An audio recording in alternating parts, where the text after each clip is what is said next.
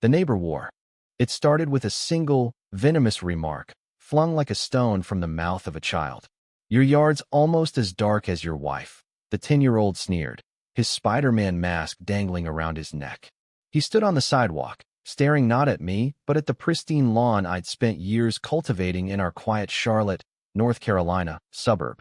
The boy's words, delivered with a chilling indifference, weren't his own. They were echoes of a poison brewed in the house next door. That moment, on a crisp October morning in 2024, ignited a firestorm that would consume our lives and expose a darkness I never imagined could thrive in our idyllic neighborhood. My name is Henry Caldwell, and my wife, Evelyn, is the heart of my world. She's a civil engineer, a woman whose brilliance and grace light up any room.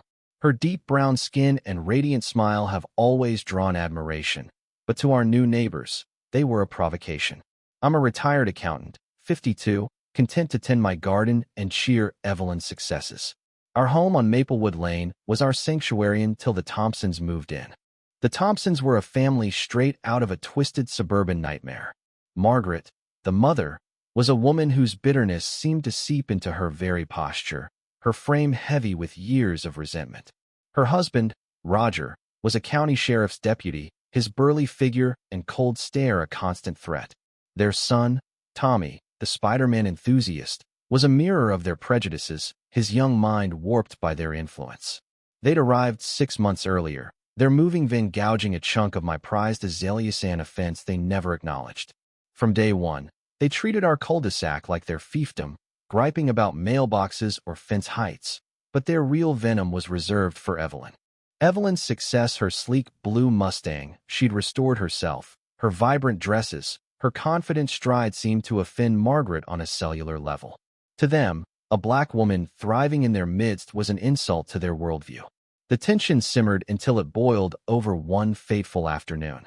I was sipping coffee by the living room window when I saw Evelyn step onto our porch, her turquoise dress a burst of color against the gray autumn sky. Her Mustang gleamed in the driveway, ready for her to head to a project site. Then the Thompsons appeared, Margaret, Roger, and Tommy marching across their lawn like a militia. Margaret, in a faded sweatshirt, planted herself at the edge of our property. "We need your car," she declared, her voice flat and commanding. Evelyn froze, her hand on the door handle, confusion etched on her face. "Excuse me," she said, her tone measured but firm. "Your car," Margaret snapped, pointing at the Mustang. "Our SUV's in the shop, and we're driving to Asheville for a family reunion. You're not using it for anything important, so we'll borrow it for a few days." The audacity was staggering. Evelyn's work, her life, reduced to nothing important in their eyes. I could see her shoulders tense, her mind grappling with the layers of insult: racial, personal, proprietary. "No," she said, her voice a steel blade. "This is my car. You can't have it." Margaret's face twisted into a crimson mask of rage. "What did you say?" she shrieked, stepping onto our driveway, Tommy mimicking her aggression. Roger stood back, arms crossed, a smirk playing on his lips. Evelyn held her ground. "I said no. Please leave our property." "You ungrateful." Margaret's scream was cut off as she clutched her chest, feigning injury. "She attacked me," she wailed, though Evelyn hadn't moved an inch. "I'm calling the cops." Tommy chanted, "She hurt Mommy.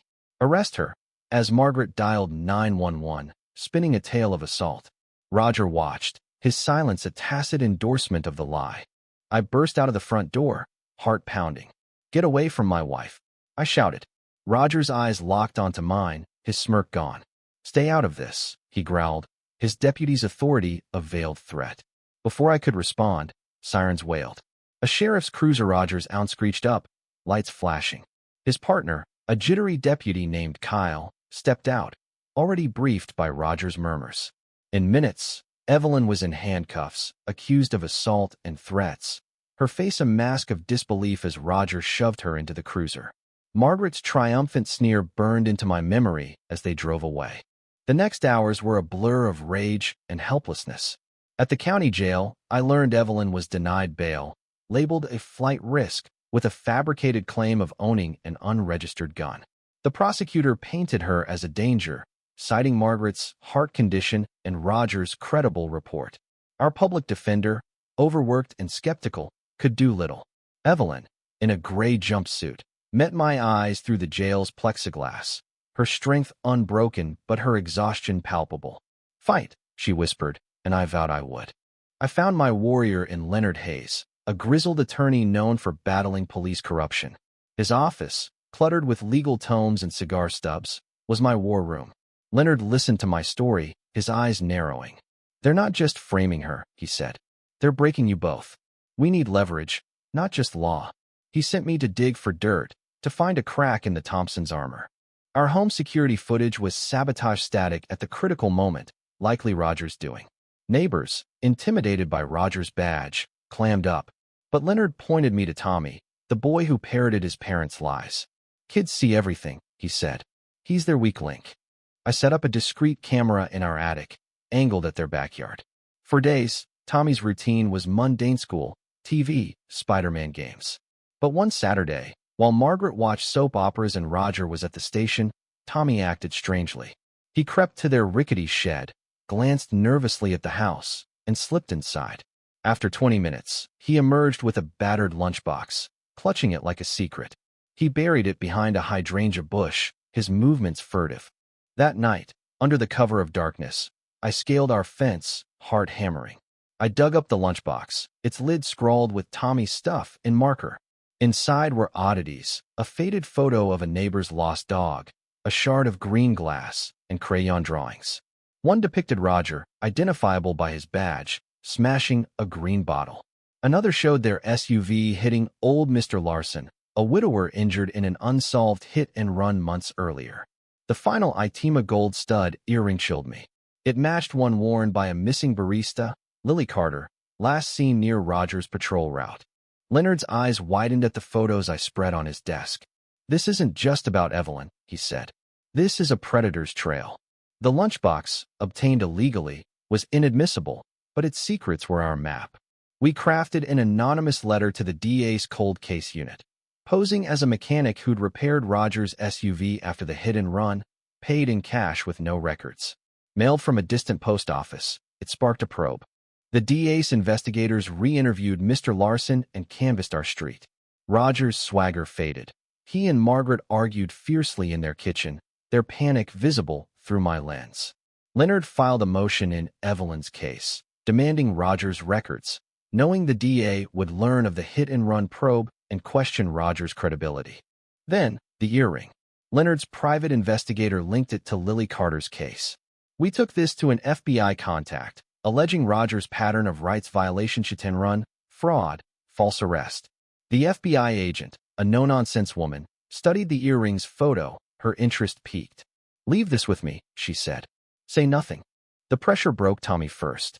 I saw him dismantle his action figures, his small world unraveling. That night, Roger dug frantically by the hydrangea, searching for the lunchbox Tommy must have confessed about. His wild eyes met my window, and I knew he suspected me. The end came swiftly. The DA's team found Larson's DNA on Roger's SUV, despite its new paint. Simultaneously, the FBI raided the Thompsons' home, uncovering an unregistered gun, fraud records, and Lily's belongings in the shed. Roger was arrested for murder, hit-and-run, and corruption, Margaret for accessory charges. Tommy, tearful and unmasked, was taken by social services, a casualty of his parents' sins. Evelyn's charges were dropped that day. At the jail, I held her, her warmth erasing weeks of despair. "You did it," she murmured. "We did it," I said.